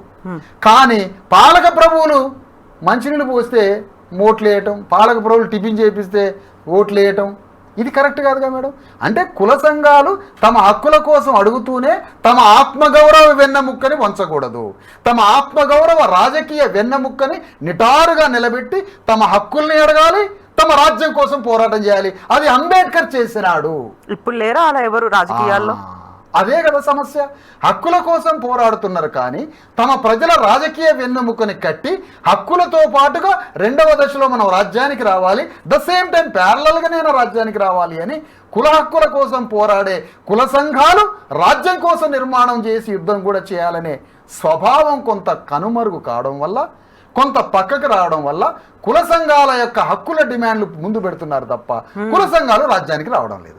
ఇప్పుడు జేఏసీగా మీరు మొదట మాట్లాడినటువంటి ఈ జేఏసీ ఆ వ్యాక్యూని పూర్తి చేసి, అయ్యా కుల సంఘాల మిత్రులారా, సామాజిక ఉద్యమాల మిత్రులారా, రాజకీయ పార్టీలలో అంబాసిడర్గా ఉన్నారో దళారిగా ఉన్నారో మీరు ఏం పని చేస్తున్నారో, మీరు అంటే అగ్రవర్ణ పార్టీలలో ఉన్న బీసీ ఎస్సీ ఎస్టీ మిత్రులు, ఆ తర్వాత బయట కుల సంఘాలు సామాజిక ఉద్యమాలు పెట్టుకొని హక్కుల కోసం పోరాడేవాళ్ళు, చిన్న చితకాల రాజ్యం కోసం పోరాడే వేదికలు, వీటన్నింటినీ ఆహ్వానిస్తున్నాం.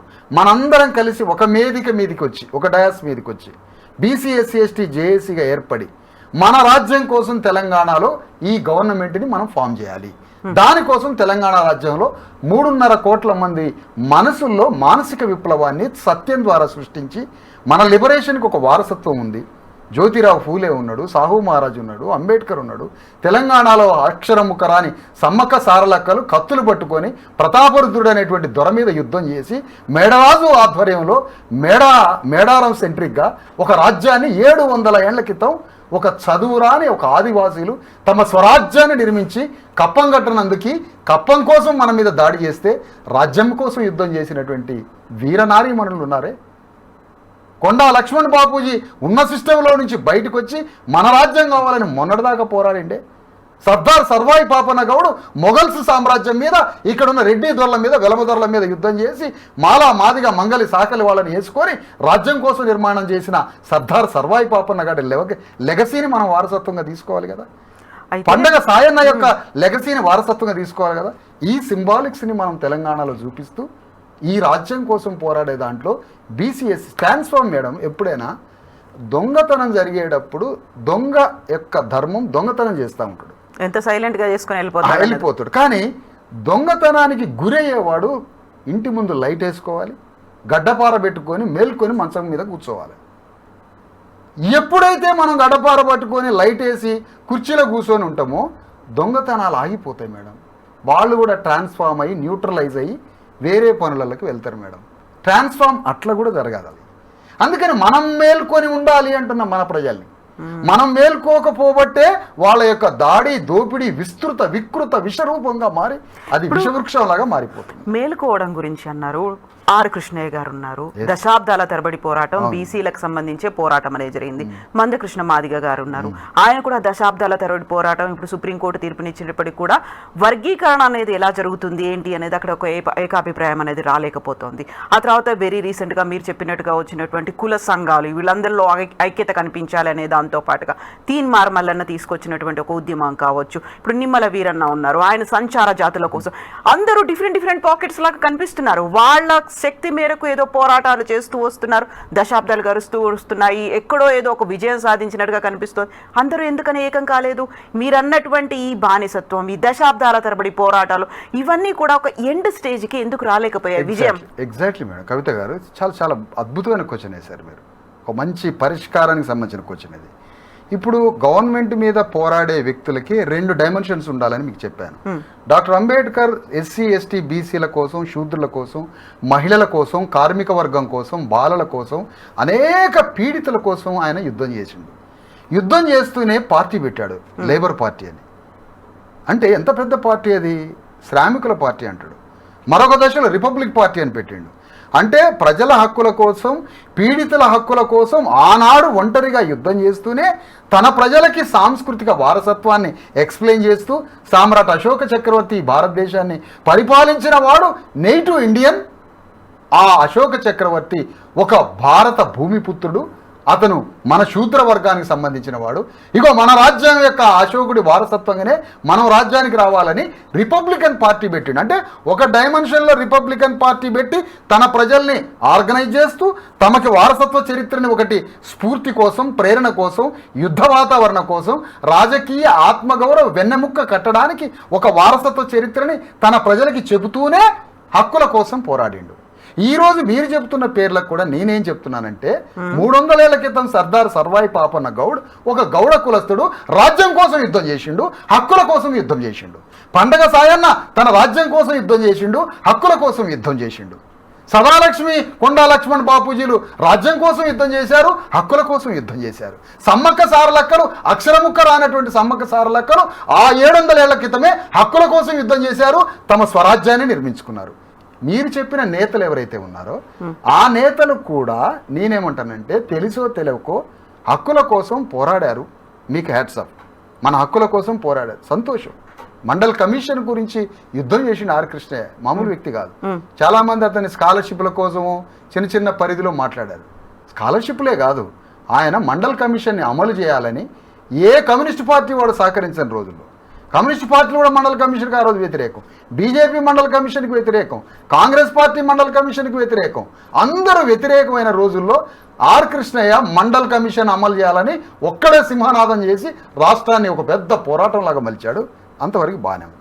ఇప్పుడు ఆర్ కృష్ణయ్య గారి యొక్క కొనసాగింపు ఏం కావాలి అంటే సర్దార్ సర్వాయి పాపన్న గౌడ్ యొక్క రాజ్యాన్ని ఎట్లా నిర్మాణం చేయాలనుకున్నాడో అలాంటి రాజ్యాన్ని రాజ్యాంగ ఆయుధాల పరంగా తీసుకొని తెలంగాణలో రాజ్య యుద్ధంకి కొనసాగింపు ఇవ్వాలి ఆర్ కృష్ణయ్య గారని కోరుతా ఉన్నాను. అట్లనే మీరు ఇంకా అనేక మంది నాయకుల గురించి ప్రస్తావించారు. వాళ్ళని నేనేం కోరుతున్నానంటే హక్కులతో పాటుగా రాజ్యాన్ని స్థాపించాలనేటువంటి పోరాటం కూడా జరగాలి. ఆ రెండు డైమెన్షన్ జరగనప్పుడు తీవ్ర నష్టం జరిగింది. ఎందుకు? ప్రభుత్వానికి ఒక విజ్ఞాపన పత్రం ఇచ్చి అయ్యా మహారాజా శ్రీ గారు అని పెడతాం మనం పైన, మా హక్కుల కోసం మీరు కొద్దిగా సహాయం చేయండి అంటాం. ఆయన హక్కుల కోసం సహాయం చేస్తాడో టిఫిన్ పెట్టిస్తాడో కానీ ఎన్నికలప్పుడు జీప్ పంపుతాడు నీకు ఒక కారు.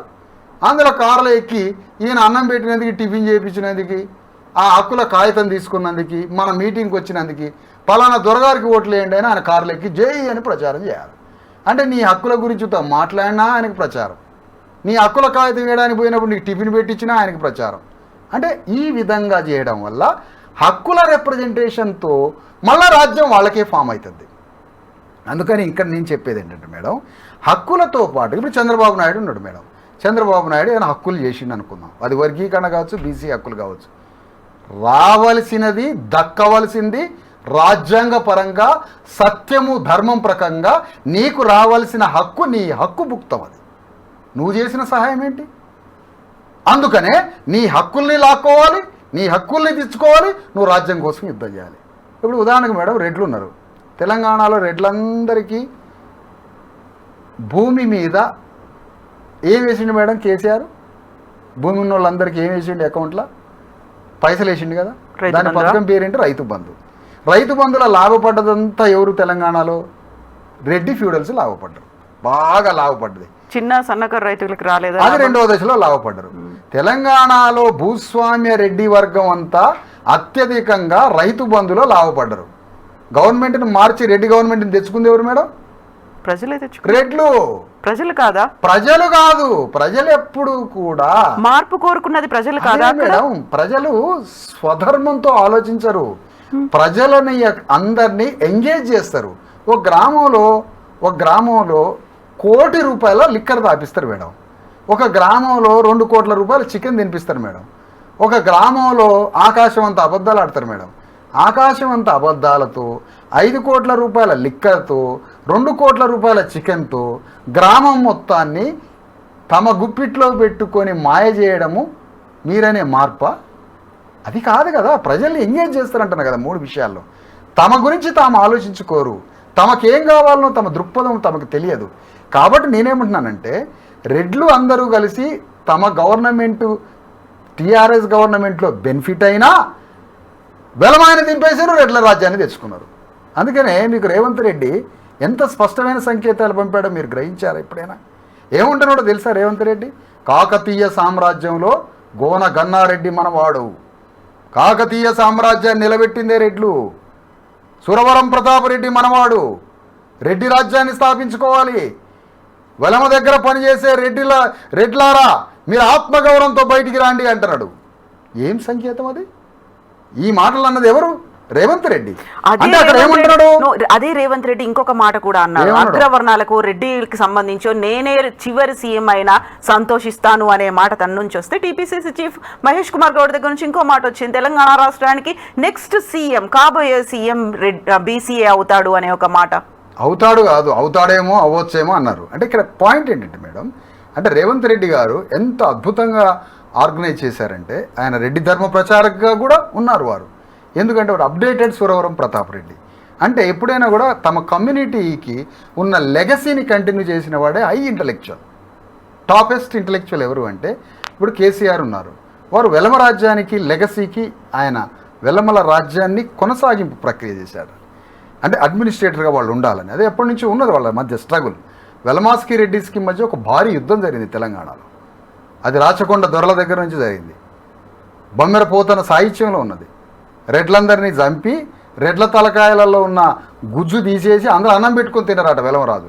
భోగిని దండకంలో పోతన రాసినటువంటి మాటలు ఇవి. అంటే వాళ్ళ మధ్య వారు తెలిసి వారంతా రేవంత్ రెడ్డి తెలుసు. ఇవన్నీ మనకు తెలియదు బీసీ ఎస్టీలకి. రేవంత్ రెడ్డి ఏమంటాడు? అక్కడ పనిచేస్తున్న రెడ్లారా బయటికి రండి అంటాడు. అంటే ఏంటో తెలుసా అర్థం? అసలు కేసీఆర్కి రాజ్యాన్ని ఉపచెప్పింది ఎవరు అనుకుంటున్నారు? సిన్సియర్, మంచి సిన్సియర్ మధ్యతరగతి లేదా ఎబో మిడిల్ క్లాస్ లేదా ఒక స్మాల్ ఫ్యూడల్స్, ఒక సిన్సియర్ రెడ్డి సైనికులే, అన్ని గ్రామాల్లో ఉన్న రెడ్డి సైనికులే కేసీఆర్ ఉద్యమాన్ని నెత్తి మీద పెట్టుకొని మోసి రాజ్యాన్ని సృష్టించిందే కేసీఆర్ అనే వెలమరాజు దగ్గర ఉన్న రెడ్డి సిన్సియర్ సైనికులే కేసీఆర్కి రాజ్యాన్ని ఉపజెప్పారు. ఇది గ్రహించిన రేవంత్ రెడ్డి ఏమంటాడంటే, ఆత్మగౌరవం ఉంటే మీరు వెలమరాజు దగ్గర ఎందుకు పనిచేస్తారు, మీరు బయటికి రండి, మన రెడ్డి రాజ్యాన్ని తెస్తున్నా అని రేవంత్ రెడ్డి చెప్పిండు. అందుకనే రెడ్లకి వ్యవసాయమే సాధ్యం, రెడ్లకి రాజ్యాన్ని పరిపాలించడం సాధ్యం, రెడ్లంతా కదలి రండి, మీ రెడ్లకి రాజ్యం ఒప్పచెప్తాను అని రేవంత్ రెడ్డి అన్నాడు. ఈ మాటలు మనం మర్చిపోద్దు మేడం, చాలా క్లియర్గా ఉన్నాయి ఇక్కడ స్టేట్మెంట్. ఇక్కడ అందుకనే నేను కూడా అంటున్నా, అదే సేమ్ టైం మనం కూడా అంటున్నాం, చాకలి ఐలమ్మ, సర్దార్ సర్వాయి పాపన్న గౌడు, పండగ సాయన్న, కొండా లక్ష్మణ్ బాపూజీ, టిఎన్ సదాలక్ష్మి, వీళ్ళంతా కూడా తెలంగాణలో ఒక ఐకాన్స్ మన కోసం. ఇంతమంది పోరాడిన లెగసీ ఉంది మనకి. దేశవ్యాప్తంగా సాహు మహారాజ్, అంబేద్కర్, జ్యోతిరావు ఫూలే, సావిత్రిబాయి ఫూలే, వీళ్ళే కాదు, అంతకు ముందున్నటువంటి సామ్రాట్ అశోక చక్రవర్తి ఈ దేశ భూమిపుత్రుడు మన రాజ్యాన్ని నిర్మాణం చేసి మువ్వన్నెల పతాకంలో అశోక చక్రం వెలుగులీలుతా ఉంది. అంటే మన రాజ్యం ఉన్నది, దాన్ని రివైవ్ చేద్దామని బీసీ ఎస్సీ ఎస్టీలకి ఈ సందర్భంగా చెప్తా ఉన్నాం. యాదవ రాజ్యం ఉందని చెప్తున్నాను మీకు. అవును, ఇప్పుడు మీరు అన్న మాట 93% అనేది ఒక మ్యాసివ్ మెజారిటీ. 7% అనేది చాలా మైనర్, అది నెగ్లిజిబుల్ గా కూడా చూసుకోవచ్చు. ఇప్పుడు మనం ఉన్నటువంటి లెక్కల్ని బట్టి చూస్తే అందరూ ఎందుకు ఏకం కాలేకపోయారు? ఐక్యత్వం అనేది, మేము ఐక్యం కావాలి అనేటువంటి భావన ఎందుకు రాలేదు? ఇప్పుడు సడన్ గా ఎలా వస్తుందని మీరు అనుకుంటున్నారు? మీరు అన్నారు అందరూ డివైడ్ అయ్యి డిఫరెంట్ పాకెట్లో ఉన్నప్పటికీ వాళ్ళందరి జీన్స్ ఒకటే, మేమే ఆధిపత్యంలో ఉండాలి, మేమే రాజ్యాన్ని స్థాపించాలి అనే భావన ఉన్నప్పుడు ఈ 97% మందిని కదిలించడం, ఒక చోటికి తీసుకురావడం, మీరు అన్నట్టుగా ఒక రాడికల్ మూవ్మెంట్ తీసుకురావడం, అదే మీరు బానిసల భూకంపం అన్నారు, ఎలా వస్తుంది? ఏం చేయాలి? అందుకోసమే మేడం ఇప్పటిదాకా ఎంతో కొంత మేరకు హక్కుల కోసం ఉద్యమాలు జరిగిన, కొంత మేరకు రాజ్యాన్ని ప్రశ్నించిన ఈ ఉద్యమాలన్నీ మరింత పొడిగింపు జరగాలి, కొనసాగింపు జరగాలి. ఈ కొనసాగింపు జరగడానికి మేడం మా ఎన్ని ఐడియాలజీ ఫిలాసఫీ లేని బాడీలు మాత్రమే మాయి, శరీరాలే మాయి, మాకు ఐడియాలజీ లేదు. ఎందుకంటే భావదారిద్ర్యం. అందుకనే మాకు లిటరసీ లేకపోయా, సోషల్ లిటరసీ లేదు, పొలిటికల్ లిటరసీ లేదు. కాబట్టి లిటరసీ అంత లేని కారణంగా మాకు భావజాలం లేకపోవడం వల్ల మా శరీరాలన్నీ అమ్ముడుపోయినాయి, మా బాడీస్ అన్నీ. అందుకనే నాన్ సేలబుల్గా మేము మారాలంటే మాకు ఫిలాసఫీ కావాలి, మాకు తాత్విక పునాది కావాలి, మాకు సాంస్కృతిక వారసత్వం కావాలి. ఈ ఐడియాలజీ అంతా బోధించడం ద్వారా నాన్ సేలబుల్గా మారుతారు. మీరు ముస్లిమ్స్ చూడండి మేడం, తుర్కోళ్ళు తుర్క పార్టీ పెట్టారు. ఓపెన్గా మాట్లాడుకుందాం, ఓపెన్గా తుర్కోళ్ళు తుర్క పార్టీ పెట్టారు. 50-70 మంది కార్పొరేట్లు అవుతారు, 10సారి 7 ఎమ్మెల్యేలు అవుతారు, రాష్ట్ర ప్రభుత్వాన్ని గదగదలు ఆడిస్తుంటారు, వాళ్ళకి కావాల్సిన రైట్స్ అన్ని ప్రొటెక్ట్ చేసుకుని. తుర్కోళ్ళు తుర్క పార్టీ పెట్టి తమ రాజ్యాన్ని తెచ్చుకున్నప్పుడు 93% ఉన్న వాళ్ళు బుద్ధి, మాకు జ్ఞానం వాళ్ళ నుంచి నేర్చుకోవాలిగా మేడం. తుర్కోళ్ళు పేద తుర్కైన ఓటు అమ్ముకోకుండా ఆ ఓటుకి ₹1,00,000 ఓటు అమ్ముకోడు, ₹1,00,00,000 కూడా ఓటు అమ్ముకోడు. తుర్కోళ్ళంతా కలిసి పార్టీ పెట్టిండ్రు, ఎంఐఎం పార్టీ పెట్టిండ్రు, వాళ్ళు రాజ్యానికి వస్తారు. హైదరాబాద్ నుంచి ఒకడు పార్లమెంటుకు పోయి వాళ్ళ హక్కుల కోసం పార్లమెంట్నే గడగడలాడిస్తాడు. మరి మా సంగతి ఏంది మేడం, మా వాళ్ళ సంగతి ఏంది? అందుకని మాకు ఒక సాంస్కృతిక వైభవోపేత వారసత్వ ఇతిహాస పౌరాణిక మైథలాజికల్ చరిత్రలు ఉన్నాయి మాకు కూడా, అవన్నీ మేము బోధించుకోవాలి. మర్చిపోయినరా? అవన్నీ మర్చిపోతారు ఎందుకు? వీళ్ళు తిప్పుతున్నారుగా, ఒకరోజు వీడు అరెస్ట్ అని, ఒకరోజు ఆయన అరెస్ట్ అని, ఒకరోజు ఈ భూములని, ఒకరోజు పలానా అని, రోజు ఒక ఇష్యూలో ఎంగేజ్ చేస్తూ ఉంటారు మమ్మల్ని. ఇప్పుడు విశారదన్ గారు, బీసీలకి సంబంధించి చూస్తే కులాలే 130 దాకా ఉన్నాయి, అందులో ఉపకులాలు కావచ్చు, ఇవన్నీ ఉన్నాయి. ఎస్సీలు ఎస్టీలు ఇవందరూ ఏకం కావాలి అంటే వాళ్ళందరినీ జాయిన్ చేయడానికి ఒక దారం లాంటిది, ఒక సంధి ఉండాలి. అదే ఐడియాలజీ, ఆ ఫిలాసఫీ ఐడియాలజీని అందరూ ఇంతమంది ఎలా ఫాలో అవుతారో దాన్ని ఓన్ చేసుకోవడం అనేది ఎంత టైం పడుతుంది? అంటే మేమనేది ఏంటంటే మేడం, యాక్చువల్గా ఫిలాసఫీని ఓన్ చేసుకోవడం ఈ ప్రయాణం సుదీర్ఘకాలంగా సాగుతుంది ఏదో ఒక రూపంలో, ఎంతో కొంత మేరకు. అది విస్తృత రూపం దాల్చట్లే. ఎందుకు అని అంటే ఇది క్యాపిటలిజం భారీగా, ఇది బాగా ఈ అగ్రవర్ణ వ్యాపారవేత్తలు పాలిటిక్స్లోకి రావడం, ఒక్కొక్క ఓటుని కొనుక్కోవడం, ఐడియాలజీ అన్నీ పోయినాయి. తద్వారా మేమేం కోరుకుంటున్నామంటే ఒక దశాబ్ద కాలం అనుకుంటున్నాం, ఒక 10 ఏళ్ళు లేదా ఒక 5 ఏళ్లలో కనీసం, లేదా మ్యాక్సిమం 10 ఇయర్స్లో 2 ఎన్నికలు ఉన్నాయి. ఇంకా ఆ 2 ఎన్నికల్లో గవర్నమెంట్ని ఫామ్ చేసే అంత ప్రజల్ని సమీకరించాలనేది మా ఆలోచన. దానికోసం అన్ని కులాలు, బీసీలలో ఇంతవరకు అసెంబ్లీ మెట్లెక్కని కులాలు ఉన్నాయి, అసెంబ్లీ అంటే ఏంటో తెలియనుంది. సంచార జాతులకు అసలు అసెంబ్లీ ఆడందో తెలియదు. సంచార జాతులు ఆయన మరి అసెంబ్లీలోకి రావద్దా? పూజలు లేకపోతే పిచ్చగుండ్లు అంటే వంజరి అని అదే వంశరాజులని పెట్టుకున్న వాళ్ళు అట్లా ఎంతోమంది చిన్న చిన్న కులాలు ఉన్నారు. వాళ్ళ కులాల గురించి తమ అసెంబ్లీలో మాట్లాడుద్దా? మాట్లాడాలి కదా. అందుకనే రాజ్యం అంటే ఏంటి, గవర్నమెంట్ ఏం చేయగలదు, గవర్నమెంట్ నిర్ణయాలు ఎట్లా ఉంటాయి, తెలంగాణ ఒక ల్యాండ్ మీద హక్కు రాష్ట్ర ప్రభుత్వానికి ఉంటుందా, కేంద్రానికి ఉంటుందా, ప్రభుత్వం మీద కూర్చుంటే 10 లక్షల ఎకరాల భూమిని ఒక్క సంతకంతో డిస్ట్రిబ్యూట్ చేసి పారేయచ్చు. ఇలాంటి విషయాలన్నీ మా ప్రజలకి తెలియజెప్పాలి మేడం. తెలియజెప్పడంలోనే విఫలమవుతున్నాం మేము కొంత, వాస్తవాన్ని మా సైడ్ నుంచి కూడా. మా వాళ్ళు చెప్పాను ఇందాక, ఓన్లీ హక్కులు అడిగి గవర్నమెంట్ ముందు మోకరిలా బట్టి కొంత నష్టం జరిగింది మేడం. హక్కులతో పాటుగా రాజ్యాకాంక్షని కూడా, ఆ ఆత్మగౌరవాన్ని సృష్టించడం ద్వారా మనం అనుకునేటువంటి రాజ్యాన్ని అతి త్వరలో తీసుకురావచ్చు. అందుకోసం మీకు మొదటి నుంచి ఇందాక స్టార్టింగ్ చెప్తున్నాను, 1,00,000 కిలోమీటర్ల రథయాత్ర తెలంగాణ మొత్తం రేపు ఏప్రిల్ 14వ తారీఖున బాబాసాహెబ్ అంబేద్కర్ జన్మదినం రోజున ఆదిలాబాద్ నుంచి 1,00,000 కిలోమీటర్ల రథయాత్ర ప్రారంభం కాబోతుంది. బీసీ/ఎస్సీ ఎస్టీల రాజ్యం కోసం అంతర్లీనంగా 10,000 కిలోమీటర్ల పాదయాత్ర కూడా సాగుతూనే ఉంటుంది అంతర్లీనంగా, అంతర్పంట వేసినట్టుగా. ఆ రథయాత్ర ద్వారా తెలంగాణలో 3.5 కోట్ల మంది ప్రజలు ఎదుర్కొంటున్న ప్రజా సమస్యలని ప్రతి గడప గడపకి పోయి, ఏమిటి సమస్య, కలెక్టర్ని గుంజకొచ్చి కటిక పేదవాడి కాళ్ళు గడిగిద్దాం అనుకుంటున్న ప్రభుత్వం. ఇప్పుడు రథయాత్ర అన్నారు, రథం మీద ఎవరెవరు ఉండబోతున్నారు? రథం అంటే ఏం లేదు మేడం, చిన్న జీప్ కి ఫ్లెక్సీలు జీప్ మీద రథం అంటే మీరు ఏదో లాల్ కృష్ణ అద్వాని రథం అనుకున్నారు. నా అంత పెద్ద రథాలు లేవు, ఎవరెవరు ఉంటారు? నా చిన్న చిన్న రథాలే. అంటే ప్రధానంగా ఎవరెవరైనా మాకు స్టార్ వార్స్ లేరు, పెద్ద పెద్ద సినీ గ్లామర్ ఉన్న వాళ్ళు పెద్ద నాయకులు ఎవరు లేరు. మట్టిలో నుంచి మాణిక్యాలే వస్తాయి మాకు. నాతో పాటు కొంతమంది మరికొంతమంది ఆయా సందర్భాల్లో వచ్చిపోతూ ఉంటారు. పెద్ద నాయకులు ఎవరు లేరు మేడం. మేము చిన్న చిన్న వ్యక్తుల్ని పెద్ద నాయకులుగా మార్చుకుంటాం. మేము చిన్న వ్యక్తుల్ని పెద్ద నాయకులుగా మార్చుకుంటాం. మాకు ఒకేసారి పెద్ద నాయకులు ఎవరు లేరండి మేడం. మా స్ట్రగుల్ ద్వారా, పోరాటం ద్వారా, సాక్రిఫైస్ ద్వారా, డైనమిజం ద్వారా నాయకులు తయారు కావడమే తప్ప మాకేం పెద్ద పెద్ద ఉద్దండులైన నాయకులు, పెద్ద చేతులుపే నాయకులు అయితే మాకు ఎవరు లేరు. కాకపోతే విభిన్నమైనటువంటి పార్టీల్లో విభిన్నమైనటువంటి పదవుల్ని అలంకరించిన వాళ్ళు, ఎమ్మెల్యేలు, ఎంపీలు, ఎమ్మెల్సీలు, మంత్రులు, కేంద్ర మంత్రులు, ఇలాంటి వాళ్ళందరూ ఉన్నారు కదా, వాళ్ళందరూ ఏకమవుతారా, కలిసి వస్తున్నారా? అడుగుతున్నా మేడం, ఈ వేదిక నుంచి మీ ద్వారా అడుగుతున్నాను. అయ్యా తెలుసో తెలియకుని వివిధ పార్టీలలో బీసీ/ఎస్సీ ఎస్టీలు తప్పని పరిస్థితిలో ఉంటే ఉన్నారు. ఆ రోజు కూడా కాంగ్రెస్లో ఉన్నారు, బీజేపీలో ఉన్నారు. తెలంగాణ కోసం మీరు మీ బాడీలో ఆడ ఉన్నా, మీ సోల్ జడ్జిమెంట్ చెప్పబట్టి పరోక్షంగా ప్రత్యక్షంగా పాల్గొన్నారు తెలంగాణ రాష్ట్ర సాధన కోసం. తెలంగాణ రాజ్య సాధన జరుగుతుంది ఇప్పుడు.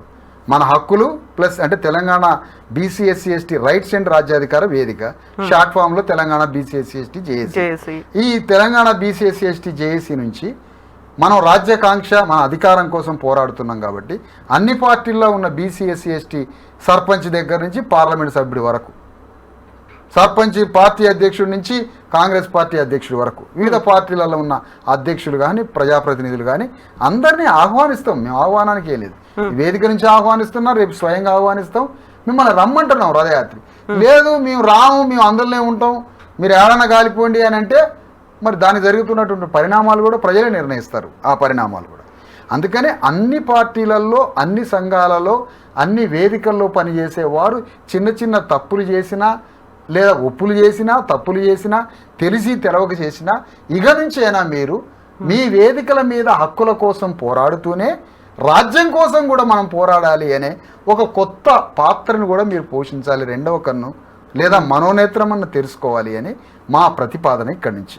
అందుకని అందరినీ గౌరవిస్తాం, అందరినీ ఆహ్వానిస్తాం, అందరూ వచ్చి ఈ వేదిక మీద మనం పనిచేయాలని నేను కోరుతూ ఉన్నాను మేడం. విశారదన్ గారు, ఇప్పుడు కరెక్ట్గా కాంగ్రెస్ ఎమ్మెల్సీ తీన్మార్ మల్లన్న ఇప్పుడు బహిష్కరించారు, అక్కడి నుంచి సస్పెండ్ అయ్యారు. కానీ ఆయన చెప్తున్నటువంటి వాదన కూడా మా దగ్గర నాయకులు లేరు, ప్రజల్ని మేము నాయకులుగా మారుస్తాము అనేటువంటి ఒక వాదన ఆయన కూడా అదే చెప్తున్నాడు. ఇంకో రకంగా కూడా వినిపిస్తున్నటువంటి మరో వాదన, కుల సంఘాల లీడర్లందరూ సపరేట్గా సమావేశం అవుతున్నారు. త్వరలోనే బీసీలకు సంబంధించి సరికొత్త పార్టీ ఆవిర్భవించబోతోంది, ప్రత్యామ్నాయంగా ఉంటుంది, బీసీల మద్దతు లేకుండా రాష్ట్రంలో ఏ పార్టీ కూడా ప్రభుత్వాన్ని ఏర్పాటు చేయదు అనేది. సో అవన్నీ కూడా మీకు సుదూర తీరాల్లో ఏమైనా కనిపిస్తున్నాయా? జరగదంటారా? ఏమవుతుంది? తమిళనాడులో 20 పార్టీలు ఉన్నాయి మేడం. తమిళనాడులో 20 పార్టీలు ఉన్నాయి అణగారిన వర్గాలకి. కేరళలోకి యజవా కులస్తులు నారాయణ గురుకు సంబంధించిన సామాజిక వర్గం కూడా ఒక పార్టీ పెట్టుకుంది మేడం.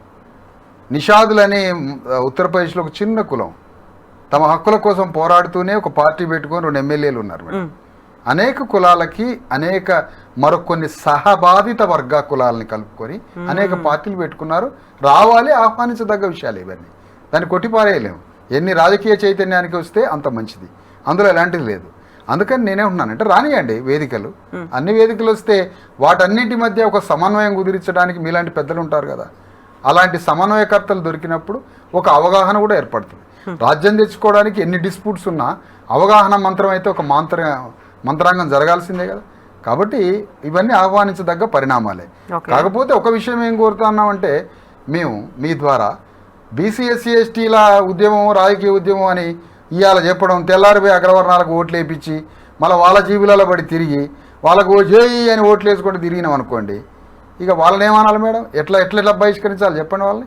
ఇప్పుడు బీసీ ఎస్సీ ఎస్టీ వాదం అనటం, బీసీ వాదం అని రాత్రి పగలు తిరగటం, ఎన్నికలు రాగానే వాళ్ళ జీబులలో ఎక్కి ప్రచారం చేయటం, మళ్ళీ వాళ్ళకే ప్రచారం చేయటం, మరి వీళ్ళని ఏమనాలి మేడం? మీరు చెప్పాలా? అట్లాంటప్పుడు అక్కడ వినిపిస్తున్నటువంటి వాదన ఏంటంటే, అదే పార్టీలు లేకుంటే నిలబడ్డటువంటి నాయకులు చెప్పేది, బీసీలకు మేము ఇద్దాం అనుకుంటే సరైనటువంటి నాయకుడు లేడు అక్కడ, అంత బలమైనటువంటి లేకుంటే మీరు చెప్పినటువంటి పాపులారిటీ ఉన్నటువంటి నాయకత్వం అక్కడ కనిపించట్లేదు. అంటే నాయకుడు అంటే ఎట్లా పచ్చగా బంతి పువ్వులాగా ఉండి మంచి ఫ్యాట్ గీటు బట్టి చేతులు ఊపుతుంటే పెద్ద జనం, అదే ఏది క్యారెక్టరా, క్యాలిబరా, స్ట్రగులా? నేను నాయకుడు అవ్వాలి, నా అంతటి నేను ఎమ్మెల్యే అవ్వాలి, నేను ఎంపీ అవ్వాలి అని ఒక జీల్ ఉంటుంది చూడండి, అలాంటి నాయకులు మాకు కనిపించట్లేదు. కాబట్టి ఉన్న వాళ్ళలో బెస్ట్ ఎవరైతే ఉన్నారో వాళ్ళకి ఇస్తున్నాము అనే వాదన ప్రతి పార్టీ నుంచి ప్రతి ఎన్నికల సమయంలో వినిపిస్తుంది కదా మేడం. నాయకులు లేరు అని అంటే బుద్ధిహీనత, బుద్ధిమాన్యం ఉన్న వాళ్ళే ఆ మాట అంటారు.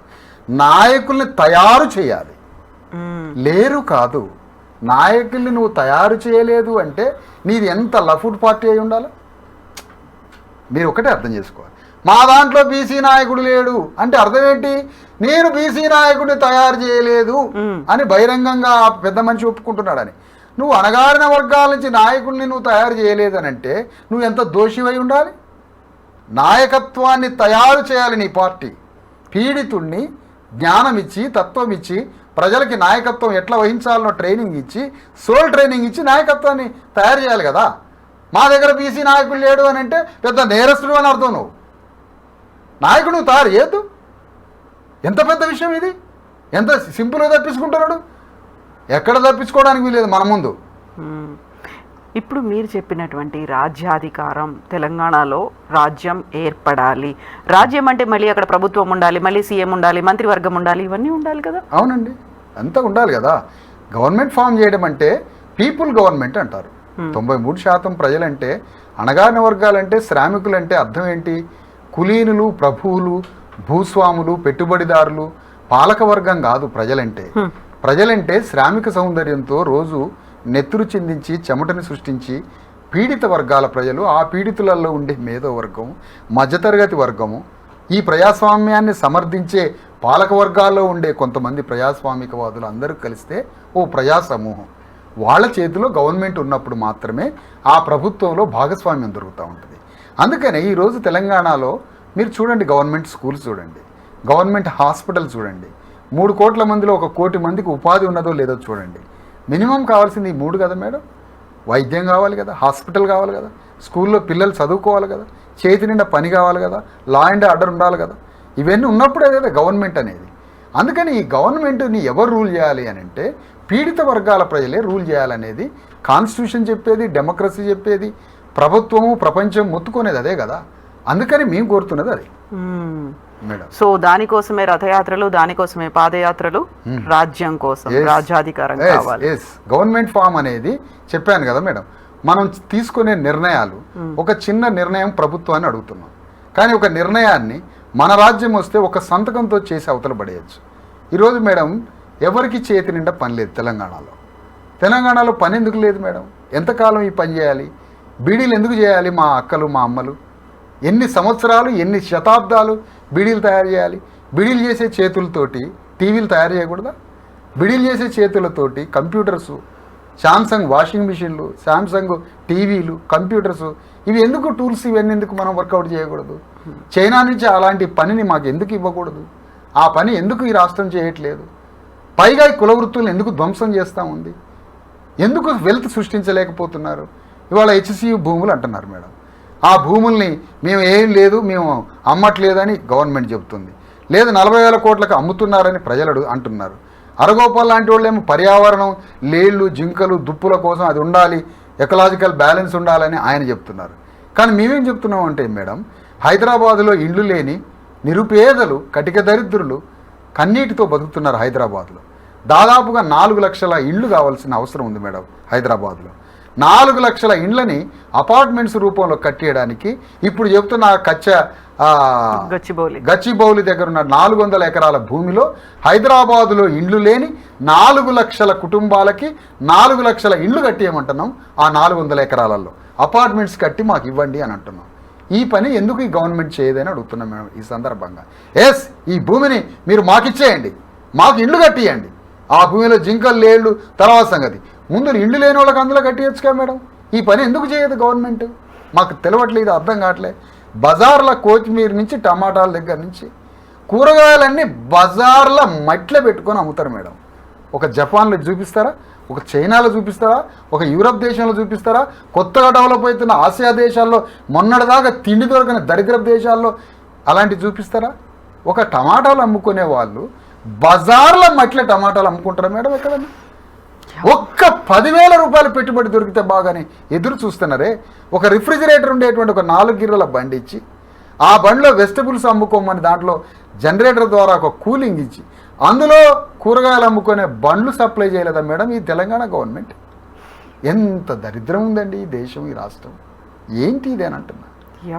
సో విశారదన్ గారు, 93% ప్రజల గురించి మాట్లాడుకోవాలంటే బోల్డ్ అంతసేపు మాట్లాడుకోవాల్సినటువంటి అవసరం ఉంది, టైం కూడా సరిపోదు.